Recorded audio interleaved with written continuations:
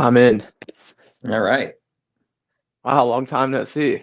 Yeah, how you doing? Well, I'm living the dream, man. I'm excited for when I'm in your position one day and I do a webinar and like 30 SDRs just start hitting me up.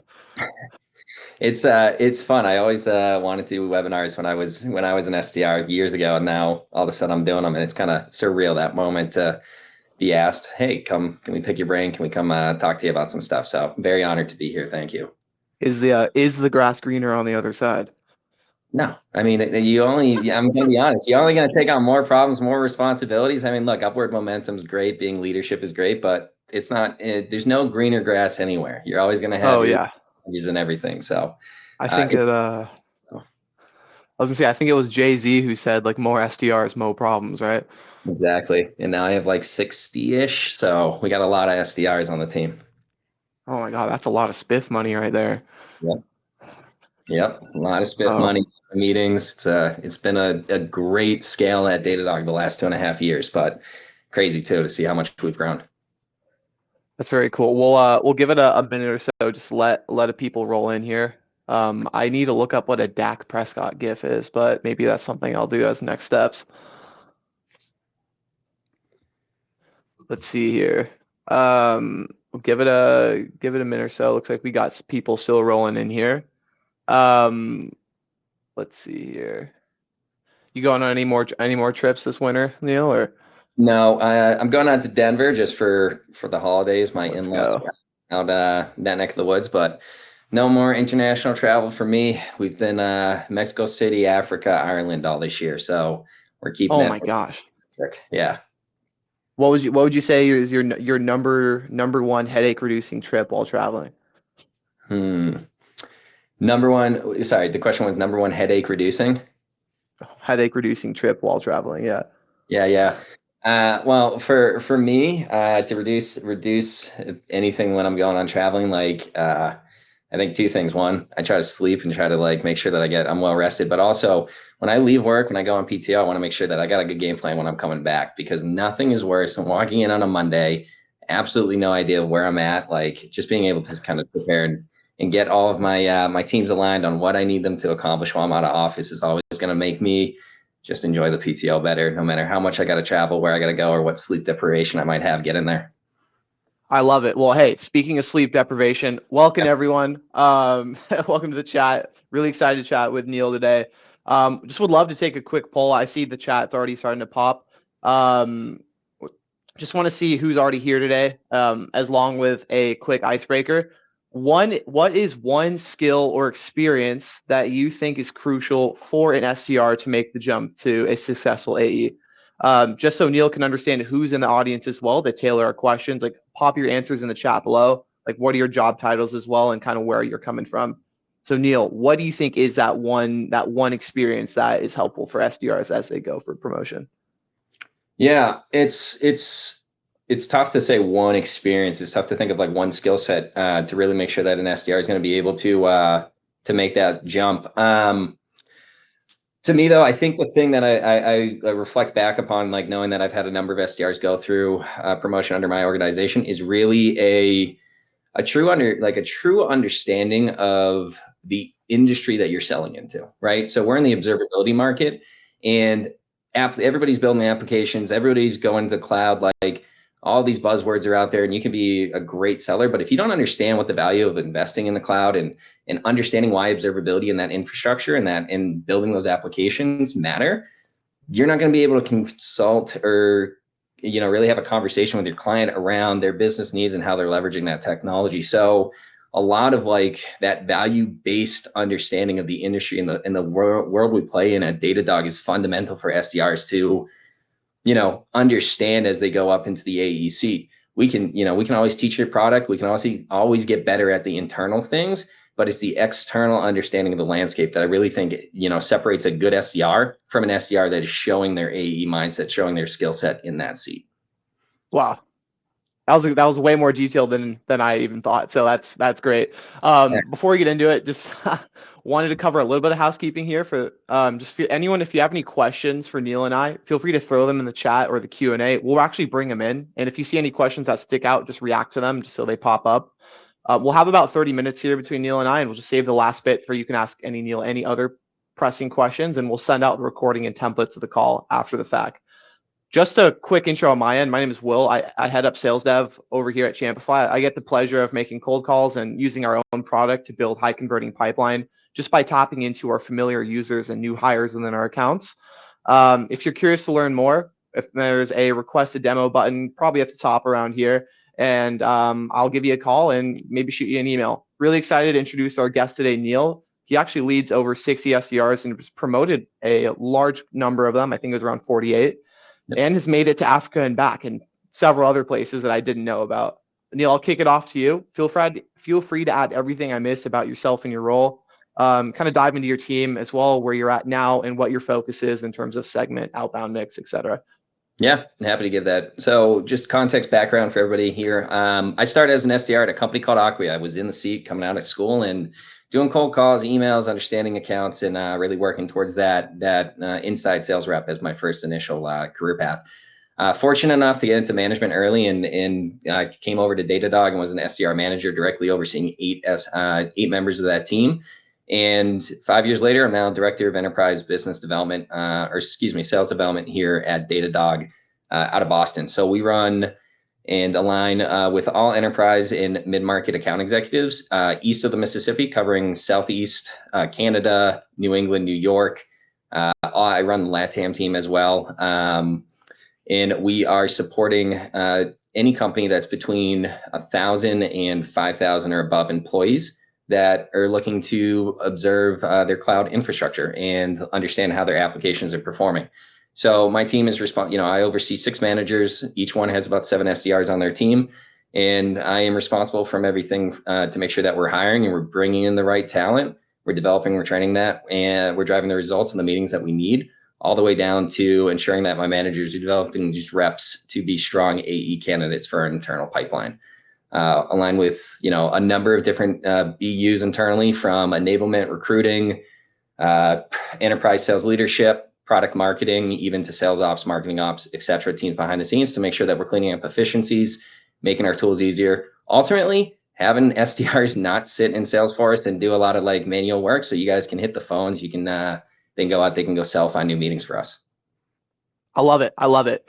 When we spoke earlier, you said that you were seeing a lot of great returns from promoting reps or SDRs to AE just after a year. That's not a common trait I see in a lot of enterprise orgs that I've spoken to. Why promote on a year time frame versus letting it drag out to 1.5 to 2 years?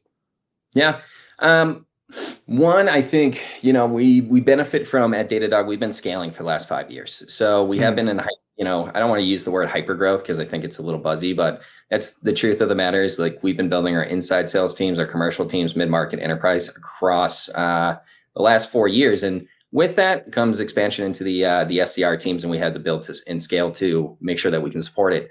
The good thing, though, is with commercial teams expanding, those managers are looking at talent, both internal and external. And one of the powerful drivers of our candidacy internally is taking SDRs and really making sure that they develop into strong internal applicants for the CAE role, commercial account executive. The reason we do it at the year mark, one, we've been fortunate enough to have enough availability at the CAE level that a year in, we're going to have, SDRs a year in are going to have an opportunity to go talk to those teams.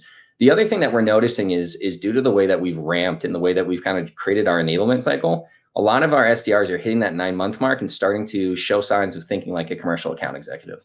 And we're able to double down on training, working with enablement and working with our commercial team to really emphasize the points that they want to see in an applicant, and focus that last, quarter or 2 quarters with that SDR on developing them as a sales rep and really getting them to think beyond just being an SDR. And that is just creating a very, very strong early candidacy and reps that are outperforming external reps and ramp. So they're coming in with Datadog knowledge. They know how we prospect. They know how we do outbound strategies. And the AE managers that are looking at these candidates are saying, hey, this is something that I can have come into my team and I can trust. They know Datadog. They know the pitch. They can qualify a high, strong quality meeting for us. And now I can focus on the rest of the sales acumen that they have to pick up, negotiation, deal qualification, et cetera. So we've been a little bit fortunate to have this. I will say, 12 months is average. We see people promote in 14 months. We see people promote a little bit before that year mark, depending on their background. And we've been, just benefiting a little bit of this economies of scale as we've grown our commercial teams, that they've seen that this is a productive source of candidates. So now they've doubled back on their investment and they work more closely with our leadership team to be aware of who we have on the SDR side. That's great to see. I see Cliff in the chat here asking what it means to think like a corporate account executive, right? Or a Sure. CAE. Nobody just flips that switch and turns it on. Yeah. I know that there's steps to get there, whether from that's like 0 to 3 months, 3 to 6, 9 to 12 for actually developing an SDR skills into that. Yeah. Can you walk us through what that looks like for your team quarter to quarter? And I'll have a few follow-on questions afterwards.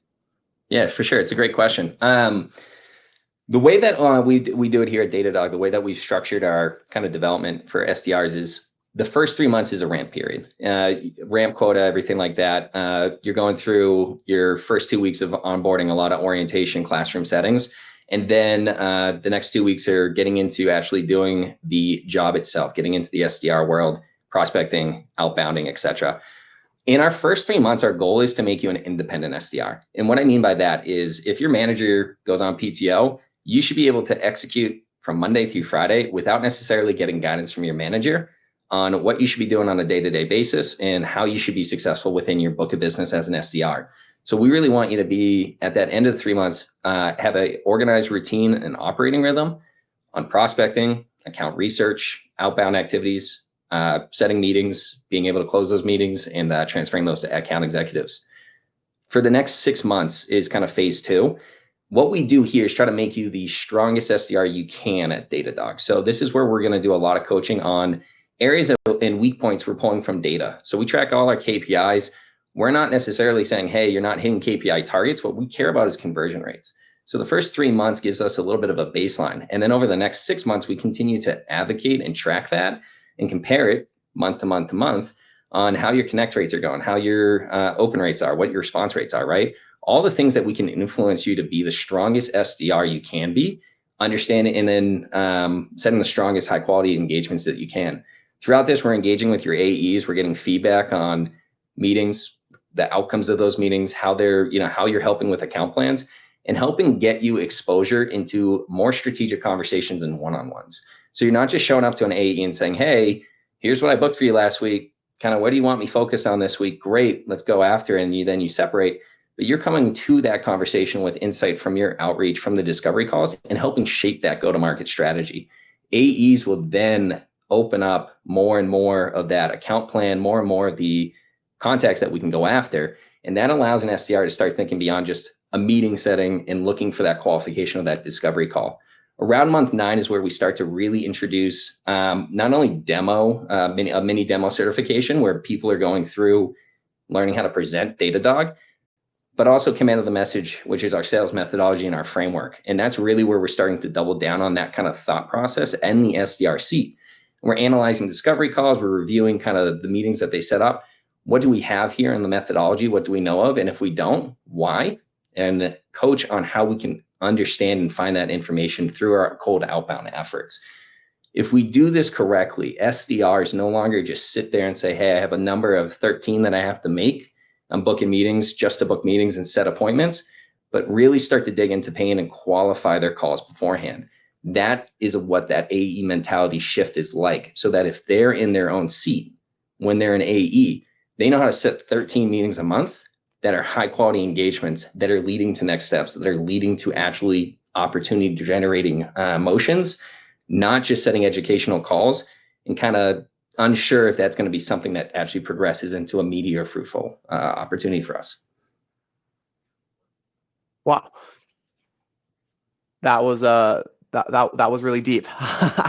It kind of sounds like what I'm hearing is that fundamental shift after becoming a strong SDR is really starting to think by an AE, by getting deep into accounts, understanding the value drivers, and then delivering that to help tee up an AE or your future self to be able to perform and execute.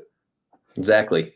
Like, by month 6, if you're setting the same kind of quality meeting or with the same persona level, that's kind of a red flag in my book, because you should be moving up in the food chain of whatever that hierarchy of the account is, whoever that persona level you're going after. And vice versa, your rep should be challenging you a little bit. If you don't feel that your reps are challenging you, it's an opportunity to have a conversation to say, hey, I want to progress. I want to be more like an AE. Give me some feedback of where I'm missing the mark. But that's definitely the goal. Yeah, no, I hear you there. One of the things I've been most excited about was here is like to actually dive into the account plans that you have your reps co-create. Can you tell us a little bit more about how that you go about creating an account plan, like step by step with your reps? Yeah, it is a fun process. So the first thing we do, this is our account plan document, as you can see. The first thing we do is we're going to start with a hypothesis, right? Like it's like science. I like to think of how can we penetrate into this account? How can we align to it? So we do research. We do research on two things. We do research on the company. If it's a public entity, we're looking at 10Ks. We're looking at annual reports. We're looking at any investor pages. If it's private, we're going to have to go through, Crunchbase or third-party articles, LinkedIn, see if there's anything in the news around that company. But we start at that company level. What is the entity? What do they do? How do they make money? And how are they using, in this case, digital applications to generate revenue? Because we're in the observability market. The second thing is we then take a step back. Let's talk about industry, because industry-wise, adoption of cloud technologies are going to vary. Financial services and government, they weren't adopting cloud technology until a couple of years ago because they were waiting for other enterprises to see if it was, if it was valuable, if it could deliver on the results. So that's the next step, is we want to walk through how is the industry affected by our product, the transformation in the digital landscape? How is this going to be using application? What is thought leadership going to be saying? Forrester, Gartner, Accenture, all these organizations put this information out there. It's accessible for the rep. It's accessible for the SDR. That's going to start to allow us to shift into a hypothesis. This company is making money X, Y, Z, and this industry is growing this way. How can we kind of think about where this company might be a laggard, or where they might be trying to advance their application development or their observability strategy? Where are we picking up on in annual reports where their risks are? Again, if it's private, some of this information does come through engagements and cold call that we kind of redefine, but that's the starting point, is industry and account, to create that hypothesis that we say Datadog can support this company by doing X, Y, Z. And throughout this document, as you can see, you're going to put on the left company information. In the middle column there, you've got a category for all your news articles and what type, where you source them. On the right here, you've got general kind of just PG stuff that we're looking for. How many job postings are you seeing? What is their, if they're on Crunchbase, what is the link? What is their last series of investment? What's the data that's saying there? If you see any tweets, can you link to the Twitter right there? If the LinkedIn, how many LinkedIn members are on it? You can also do PG generation a little bit down here. We have just some quick hitters on our CRM of like filters. So when you're going into the account, here's some things that we know from our marketing team, from our enablement team, are kind of key search terms in PG lead generation to find the right prospects. And so as you go through the research and you build this document out, you fill this in, not only so that you understand how to approach the account, you can also pull these as proof points. You see a news article from 3 months ago, you're in a conversation with someone. That's an awesome thing to bring up on a conversation, on a cold call, or in an email. Down below, you have company initiatives and goals, 1, 2, 3, 4. Those are where you're kind of putting down what you think or what you understand are the initiatives, once you in updating as you confirm them. And then this is a one pager for you to look at when you're doing your calls, when you're doing your account research, when you're talking to your reps, to basically have a catered, targeted discussion about strategy. How do we take this information and now apply it into our emails, into our cold call talk track? I've never seen someone that well prepped as an SDR in terms of an account plan before. Just at first glance, I can imagine that this is probably a lot for like a newer SDR, right? It can be a lot of information, and it takes a lot of skill and, I guess, experience to actually synthesize it into something meaningful. Yeah. How do you get newer reps to actually spin those elements into an impactful POV, whether it's to tee up their AE or to actually leverage on a call? Yeah, it's tough because it's sometimes we can lead the horse to water, but the horse doesn't always drink. And the reality is we can put together a great account plan. We can help you with talk track, but it does come down to the individual kind of applying that in their messaging or in their talk track. We will review messaging all the time. We do want to call it out and we'll coach on it, but Ultimately, how I use it is it comes down to conversion ratios. Again, I go back to data. If you can prove to me that you can outperform and hit your number and do well with the methodology or what you're using, I'll entertain it. But most time, if you're not applying the coaching or the kind of the strategy work that we've come up with the account plan, it's going to show in the conversion rates. Your connect rates are going to be down. Your your conversation to meeting book rate is going to be down. That's the key one that I drill into, because that to me is going to be saying, hey, you're just having the educational call. You're just not leveraging this information fruitfully enough.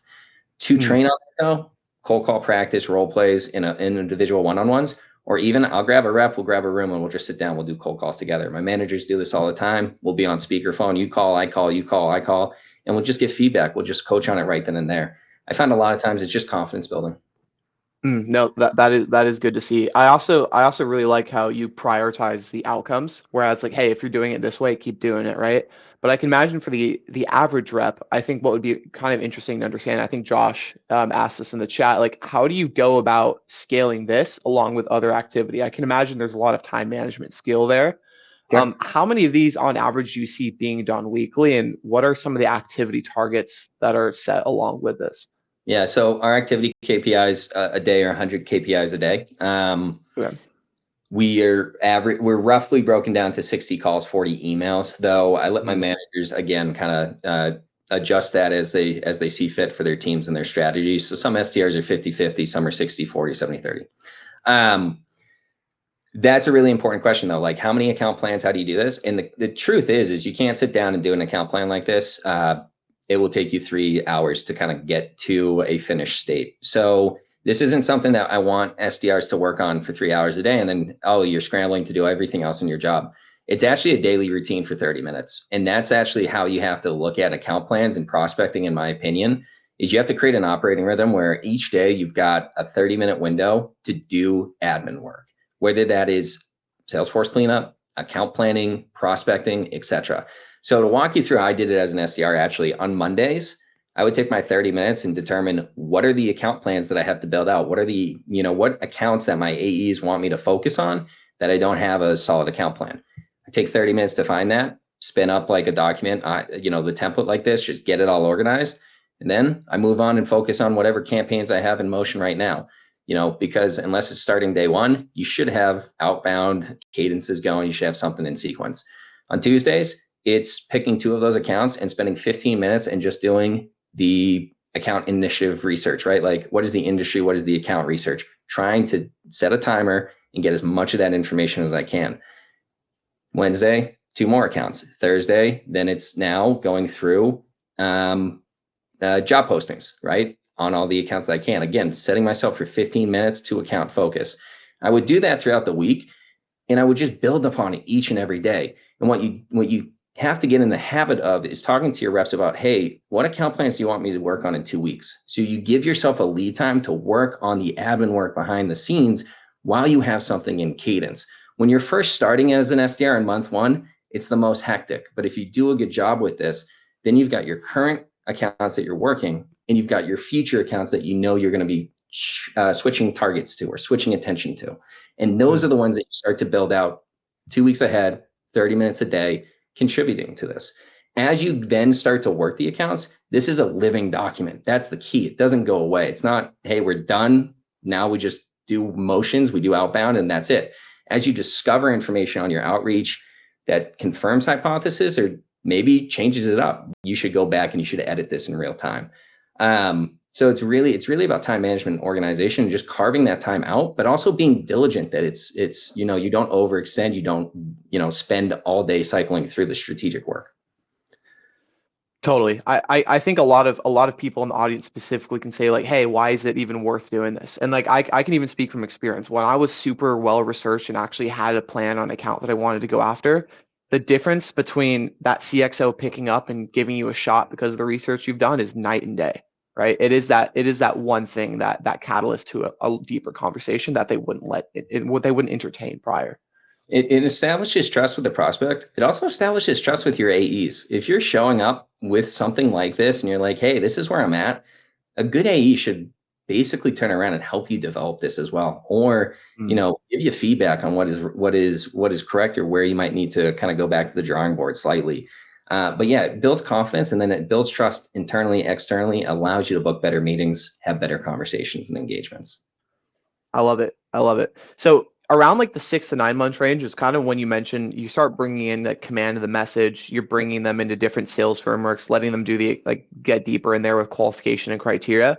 Can you just let's pretend I've never heard of force management before? Like what does that look like for your team? Yeah. So if you're unfamiliar with force management, that's totally fine. Command of the message is just it's a methodology that we do. This is a note card here that kind of outlines it. It's basically a way. It's a framework of discovery call. It's a framework to think about how you are trying to understand this business and the way it operates. And it's a very consultative approach. And so the way that we get SDRs to kind of think about this, even if they're brand new to force management, they never saw it before, Datadog, or if they are familiar, is walking through these key kind of objectives here, which is when you're talking to a prospect, what is their current state? What are they built on? What are they using to do observability? Where did they migrate from? Why was that the tool that they decided to go for? What problems were they solving when they migrated there? And where are their limitations still, right? You also want to understand kind of what is their ideal state. So if there are limitations or pain that's going on with their current solution, what are they trying to accomplish? Where are they trying to go? And why is it important for the business? The biggest thing about command of the message is it always ties back to how is this going to be positively or negatively impactful to the business? And if you can start to think, even if you're unfamiliar with force management, even if you never see COM again, if you can start to think, hey, how is this individual, this team, whatever, going to be affected negatively if they don't make a change? And does that affect revenue? Does that affect whatever their KPIs that they care about? That's where you're going to really twist the knife into whatever that pain is that they're feeling, and get them to open up and reconsider if their solution right now is correct. Because at the end of the day, you want to sell a solution that's going to help someone accomplish their goal and get to where they want to go. And command of the message allows you to really understand where someone is at, where the delta is, and if your solution is going to help them bridge that gap. If a yes, you move forward with the opportunity. If no, you shake hands, you say, hey, sorry, I don't think we have the right solution for you. If things change, or if you ever want to re-engage, let's talk. But that's it. It's really about how does our solution impact that business positively, and how does not taking our solution impact that business in a negative sense. And you use that information to guide your discussion. Totally. I mean, hey, if I told you if you go to the supermarket today to win $5, you probably wouldn't go. But if I told you if you go to the supermarket today, if you don't, you'll lose $5, you'd probably be in there in the next 3 seconds, right? Exactly. And I think when you talk to people and you're getting into pain, it's a tough conversation. No one wants to be wrong. No one wants to be, admitting that they made the bad decision on a tool selection or something like that.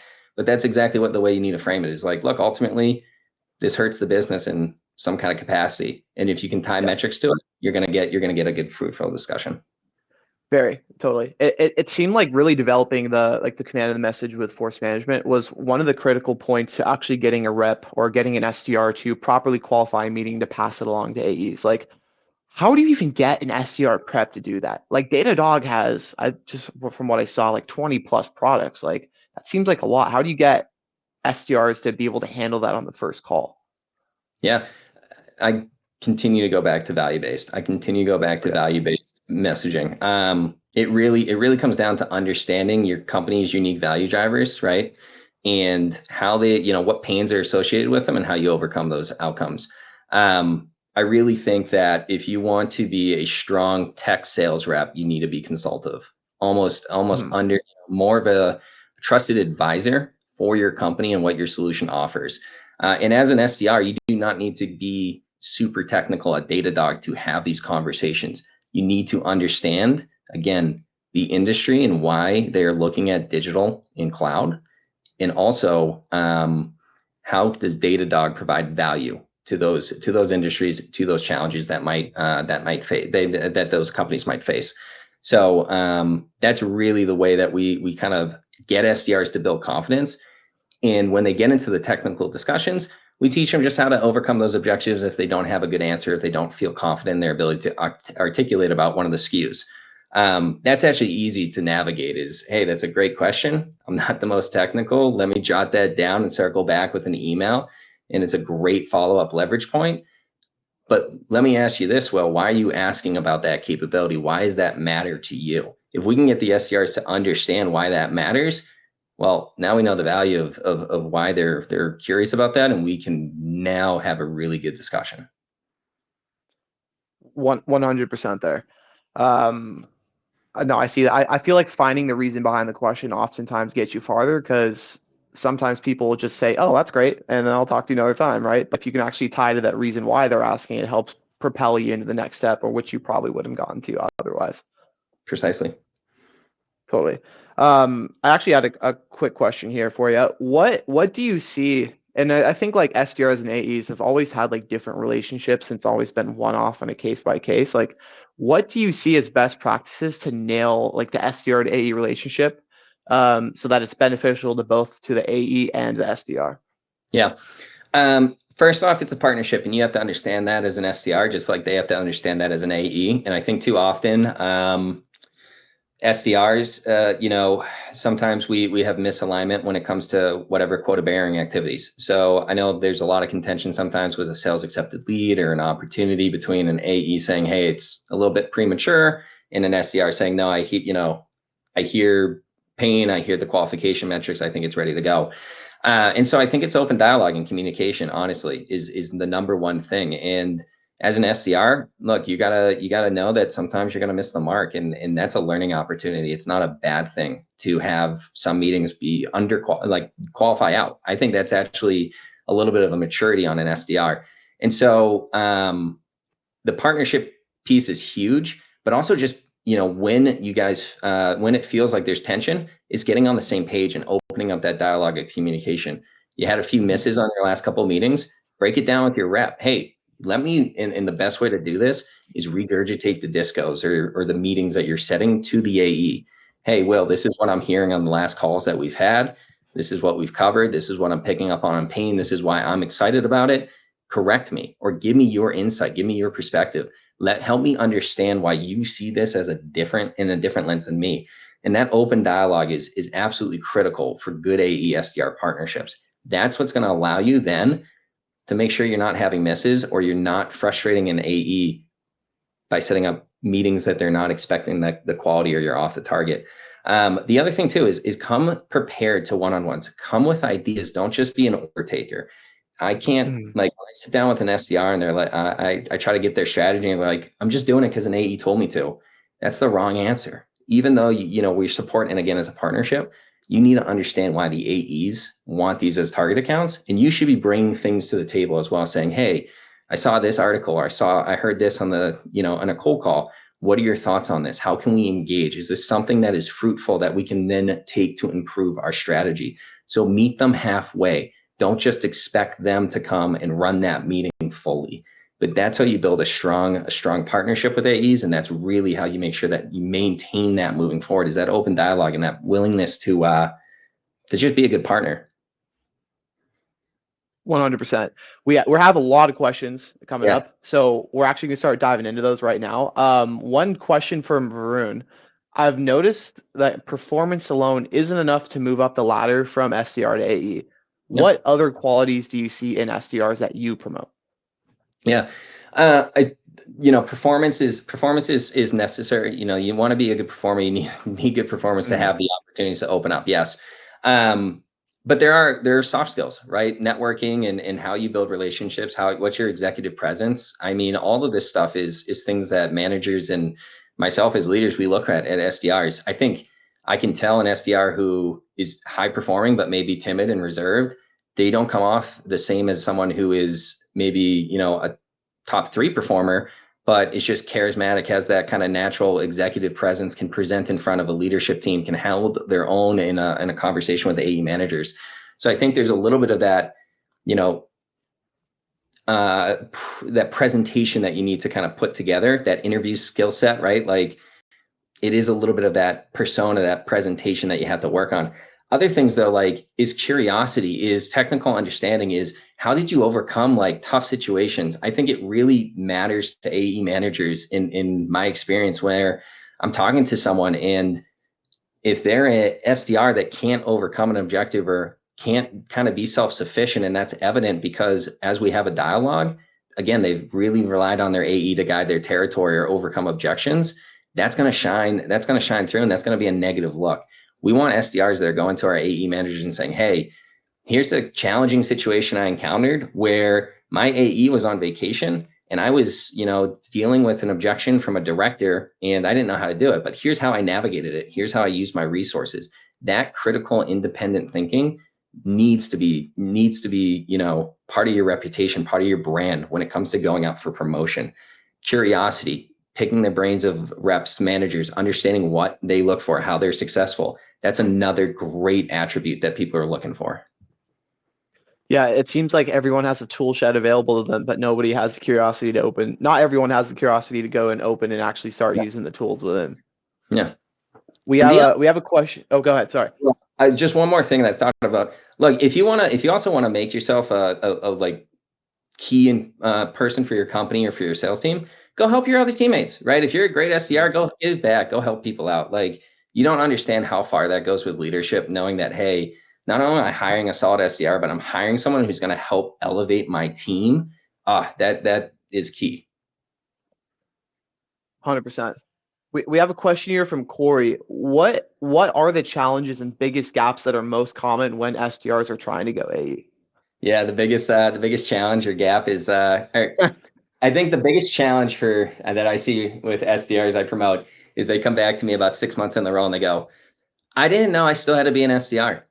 And I'm like, yeah, that doesn't go away. You still are doing all the SDR work. You're still doing all the PG. So I think that's one of the biggest challenges is like, hey, I have to go learn how to sell, negotiate, forecast, deal manage, right? There's a lot that you're learning, and there's a lot of things. And now you have to close revenue on top of that, right? Well, you still have to do the SDR work. You still have to find out how you balance your time on PG and revenue generating activities. I think the biggest gap, though, that I see is basically discovery and negotiation skill set. I think that's something that a lot of SDRs don't have exposure to. Even if we do a good job with discovery role play training here at Datadog, there's still so much scenarios and so many different discovery calls that can, or situations that can pop up on a discovery call that the role play, the stuff that we work on might not cover. And so like, I think that's also another area that some people kind of, come back and reflect on and say, hey, I wish I had more time to develop a little bit of my discovery, or I wish, I had an opportunity to learn how to like negotiate or do deal management earlier on. So if you're curious on how to do that, talk to your AEs, pick their brains, right? If you get a good meeting, ask them how it's going, follow that, keep an eye on it. When it comes to final stages, how are you overcoming objections or challenges? How are you making sure that goes? Even just getting that slight exposure is super beneficial at the SDR role. 100%. And one way I see a lot of reps getting really good at the discovery phase is just watching a call of a really good like AE running a disco, pausing it right before they answer, giving their answer, and then listening and getting active feedback. Yep. Nobody likes to do it, but I've seen the best people do it. Yeah.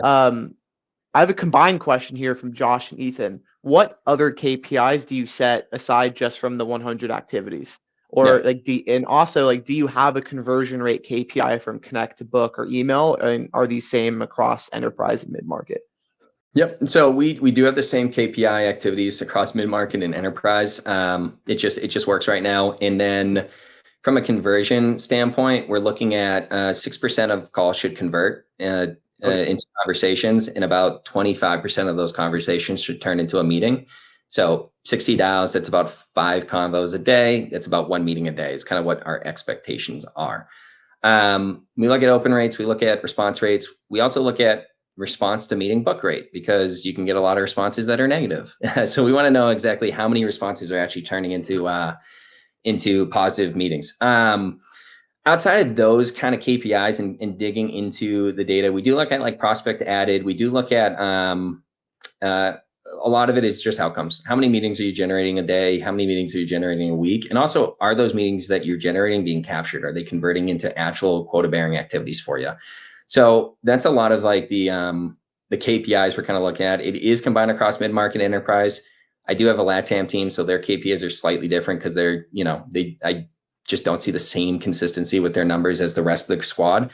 But that's the way we're doing it. And again, I want SDRs, to be honest, to outpace the conversion ratios. I want someone to come to me and say, hey, I only have to do 90 activities a day because I have a 7% connect rate and because I'm booking at a 30% rate.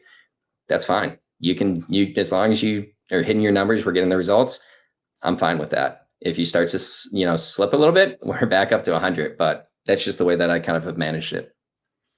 100% here. One more question for Rami, and then we'll wrap it up here.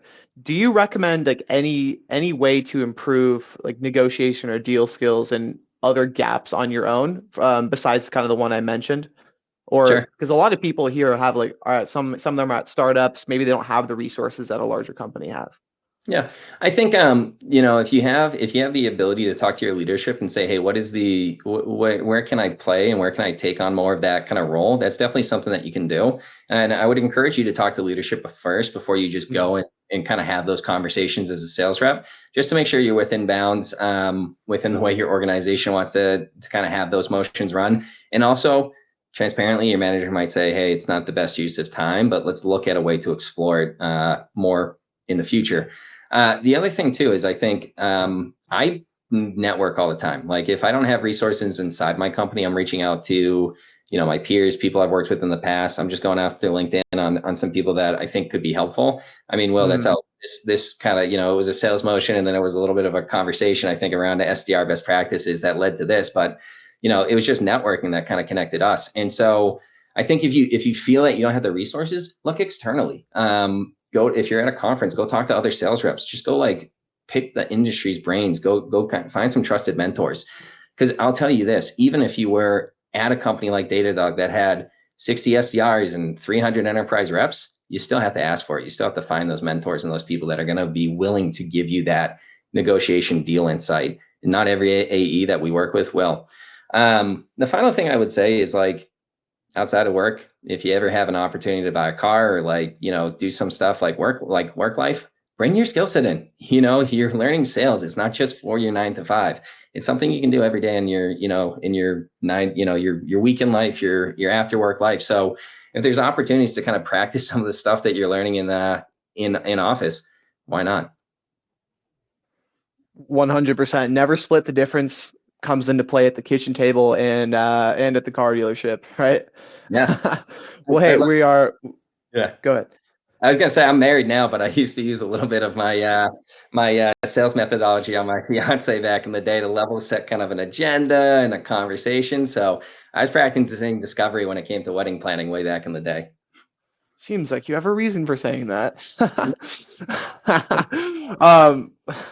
Yeah. Well, hey, Neil, first off, huge thank you. You clearly know what you're talking about and you know it really well, and you've helped other people do it as well. For everyone who joined here, I really loved all the questions that came in. I think this is the most insightful questions I've seen in the webinar itself. Props to you guys for taking the time to learn a new skill and learn from somebody like Neil. You can find him on LinkedIn. You can find me on LinkedIn. We'll shoot out the recording in the templates here.